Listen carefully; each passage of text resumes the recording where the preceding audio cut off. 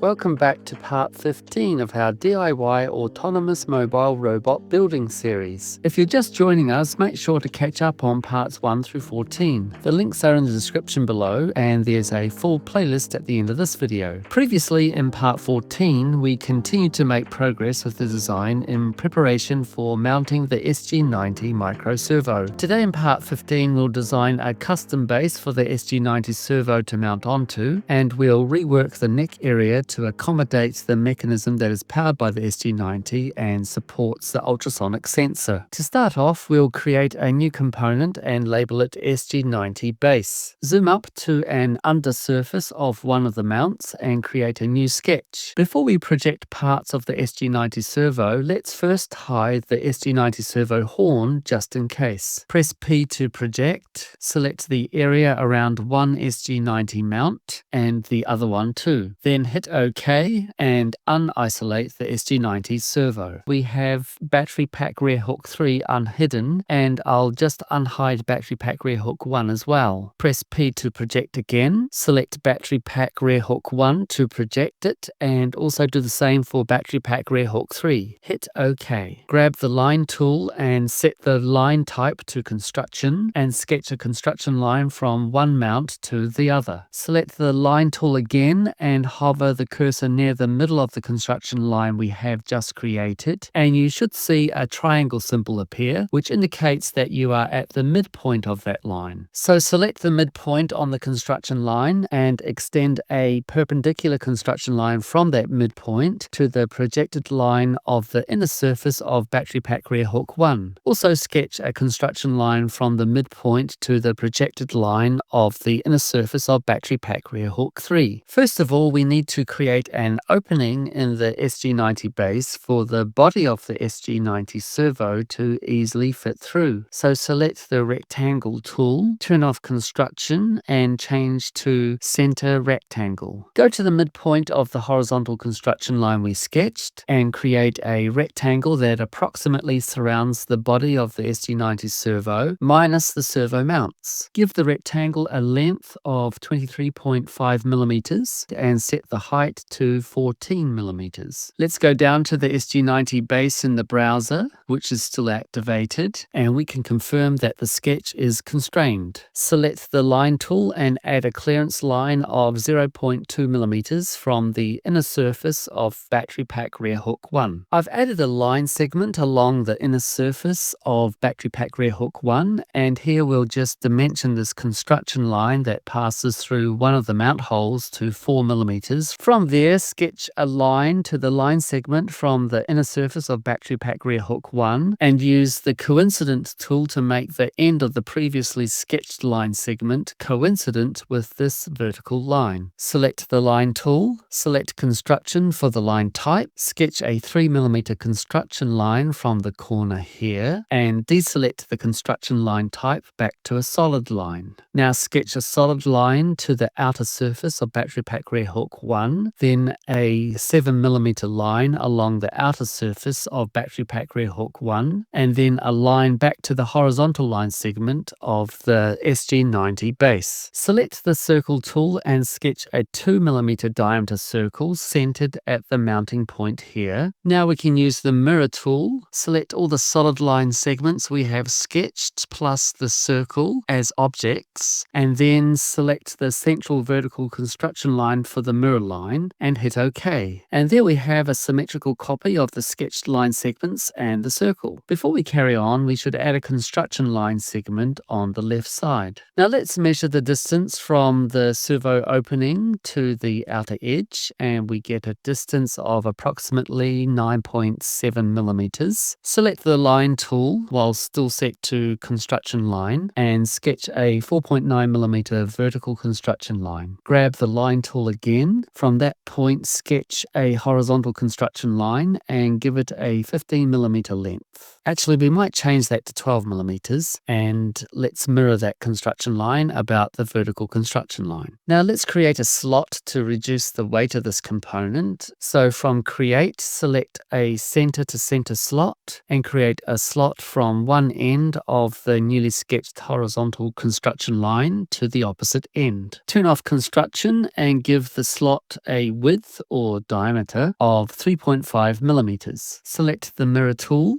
Select all the lines and half circles that define the entire slot as the objects to be mirrored. Select the horizontal construction line as the mirror line and hit OK. And there we have an identical slot shape on the opposite side of the horizontal construction line. Now let's mirror the remaining line segments of the SG90 base. Note that Fusion 360 also allows you to mirror lines that themselves have been mirrored in a different direction. Select the horizontal construction line and hit OK. And there we have the exact symmetrical copy on the lower side. Finish sketch, swivel the design a little. We might want to hide battery pack rear hook 1 and also battery pack rear hook 3. We'll need to make sure we don't leave a gap between the tab projections and the main body of the SG90 base. So select that first, then the rear tab projection here, the main body, and the front tab projection here. Zoom in to select the gap here, zoom out and select the portions at the mounts and the other remaining portions too. Now that we have selected all the portions to extrude, let's just swivel the SG90 base a bit. Select the extrude tool and extrude by 3.7 millimeters, the thickness of the HDPE material I'll be using. Okay, let's activate the main design. Right click on the SG90 servo in the browser and unisolate it. Swivel the design around and there we can see the SG90 base supporting the SG90 servo. So here's the top view and here's the rear view, and that's a close view of where the screw or bolt will fix the SG90 servo to the SG90 base. Unhide the SG90 servo horn, so that's looking good. We need to form some slots for receiving the tab projections of the SG90 base. Activate battery pack rear hook 1, select the outer face of battery pack rear hook 1 and create a new sketch. Press P to project. I projected the entire profile of battery pack rear hook 1, but I don't think I needed to. But let's project each rectangular shape of the tab projections of the SG90 base and hit OK. Select the offset tool, select a projected rectangle of one of the tab projections and create an outer offset by 0.2 millimeters and do the same for the other projected rectangle. Finish sketch. We need to hide the SG90 base first. Select the extrude tool and swivel the design a little. Zoom in and select both the inner rectangle and the 0.2 millimeter offset section. Extrude by 3.7 millimeters. Before hitting OK, we might as well select the other inner rectangle and offset section and then hit OK. There we can see each hole for receiving each tab projection of the SG90 base. Unhide the SG90 base, activate the main design, and there we can see the tab projections of the SG90 base nicely inserted into the rectangular holes of battery pack rear hook 1 with a 0.2 millimeter clearance. I did the same operations and formed corresponding rectangular holes on battery pack rear hook 3 as well. Unhide outer wall 1 and outer wall 2. So there we have the SG90 servo supported by the chassis via the SG90 base. So let's start to build on top of the SG90 servo horn. Let's create a new component, label it plastic bushing and hit OK. Zoom onto the top of the servo horn and select it and create a new sketch. Right click plastic bushing on the browser and isolate the plastic bushing so we don't see anything but the selected profile of the servo horn and the origin. Select the circle tool, go to the origin and sketch a 10mm diameter circle. That circle represents the inner diameter of the plastic bushing. Sketch a 12mm diameter circle for the minor diameter of the plastic bushing. Let's just move the dimension arrows out of the road and then sketch a 20mm diameter circle for the major diameter of the plastic bushing. Finish sketch. Swivel the design to an angle and select the extrude tool. We first want to extrude the inner tubular shape of the plastic bushing before extruding the base. So select the entire area between the 10mm diameter circle and the 12mm diameter circle. Extrude by 23.3mm, which is the height of the actual plastic bushing that I'll be using. Hit OK and the sketch disappears, so let's unhide the sketch again. Select all the portions between the 12mm diameter circle and the 20mm diameter circle, including the coinciding profile of the servo horn. Select the extrude tool and extrude the selected base portions by 3mm. Now we can hide the sketch, select the entire plastic bushing and add a fillet of 0.2mm, which gives the plastic bushing a realistic look.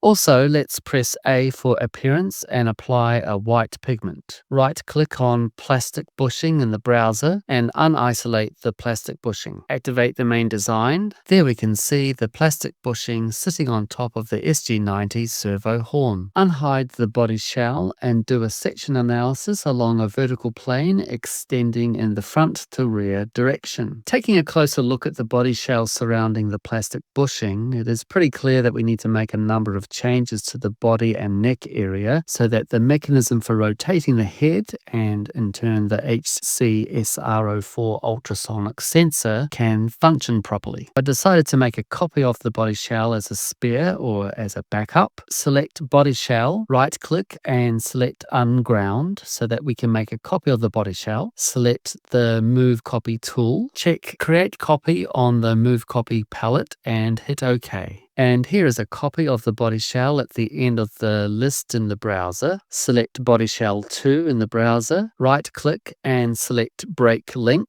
Go back to the original body shell further up in the list in the browser, right click and isolate. Let's go and open the bodies folder in the browser, hide the head, hide the neck tube and hide the neck, leaving us with just the main body. Rotate the body to the top view. Let's unhide the two main construction lines, unhide the plastic bushing in the browser. Now we want to design a flange ring or a neck base, so let's hide the body shell for now. Swivel the plastic bushing so that we can access the underside. Select the underside and create a new sketch. Select the circle tool and we'll start by sketching a 27mm diameter circle, and let's also sketch a 28mm circle as well. Finish sketch. Select the extrude tool. I initially extruded the ring area by 8mm. Now let's unhide the body shell. So that's what the flange ring or neck base currently looks like. From Inspect, select Section Analysis. I've forgotten to activate the body shell, so the flange ring or neck base is not showing within the body shell folder in the browser, but will be in the main bodies and sketches above. From the timeline at the bottom, let's right click and edit the extrusion operation on the flange ring and try adjusting the extrude down to 4mm. Let's unhide the upper neck and right click on the extrude operation again in the timeline and adjust the height of the flange ring to 5mm to close the gap.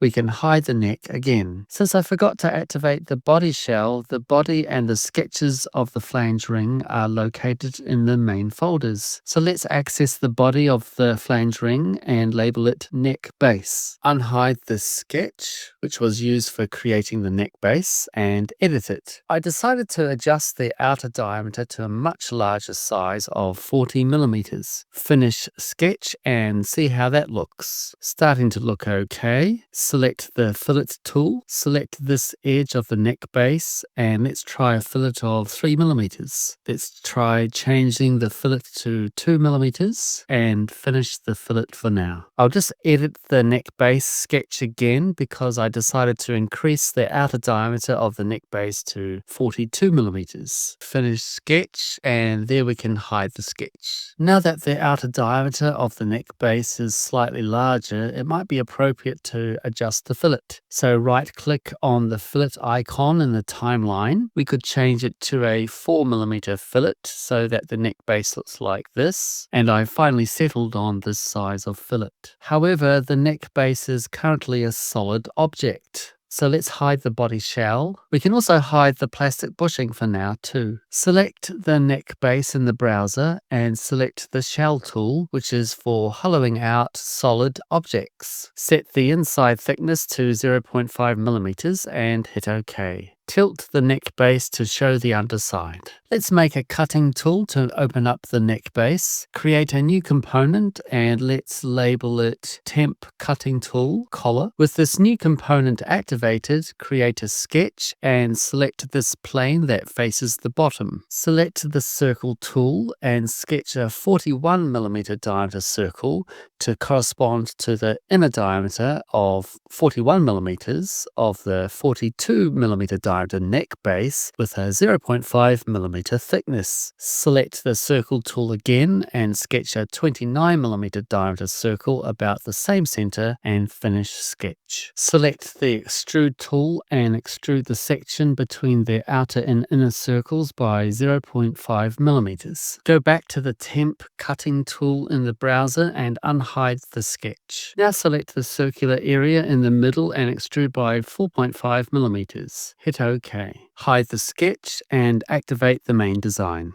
Right-click on Temp Cutting Tool in the browser and select Move Copy. Move the Temp Cutting Tool right up to the neck base. Click on Right in the View Cube to check the alignment. And we can see that the Temp Cutting Tool is not high enough, so let's move it up a bit more by setting the movement height to 71mm. Hit OK. The underside of the Temp Cutting Tool is not perfectly flush with the underside of the neck base. Select the Align tool from Modify. Set From on the Align palette to the underside of the Temp Cutting Tool. Check Capture Position to preserve the new position upon aligning the two undersides. And set To on the Align palette to the underside of the neck base, which corresponds to the 0.5mm peripheral area of the underside. So the two undersides should be flush with each other now. Next, select the Combine tool, set the operation to cut, select the body under neck base in the browser as the target body, open up the bodies folder under Temp Cutting Tool in the browser and select the body there as the tool body. Hit OK and there we have a flange ring shaped neck base. Now it's time to unhide the body shell, and this is how the neck base looks in relation to the body shell at the moment. It is still closed on the top there. Before we carry on, let's right-click the body shell in the browser and select Ground to fix this component. Here it looks as though I have removed the previous copy of the body shell and created a new copy of the lower body shell and labeled it Lower Body Shell Copy. Let's go to the original body shell further up in the browser and hide it, which leaves the lower body shell copy visible. So we'll be working with the copy now. Select the Combine tool, select the body of the lower body shell copy in the browser as the target body and select the neck base body as the tool body. Check Keep Tools and hit OK. Unhide the sketch for the neck base, which is located in the main folders. Here we have the neck base and the lower body shell hidden. Select the body of the neck base in the browser and select Boundary Fill from Create. Check the little box for the cell, select New Component and hit OK. Here is the new component we have created in the browser. I've labeled it Neck Base Body 1. I have already used the Combine tool to cut the neck base area of the body shell. The original neck base was automatically removed during this cut operation, leaving the copy I made using Boundary Fill. We also have an extra copy of main body here in the browser. Select this cutout portion by right-clicking on the main body and select Remove, which shows the perfectly formed hole for receiving the neck base. Then unhide the neck base. Now would be a good time to combine the neck base with the body shell. So select the Combine tool, set the operation to Join, select Body 1 of the neck base in the browser as the target body, select Main Body of the body shell as the tool body, and hit OK.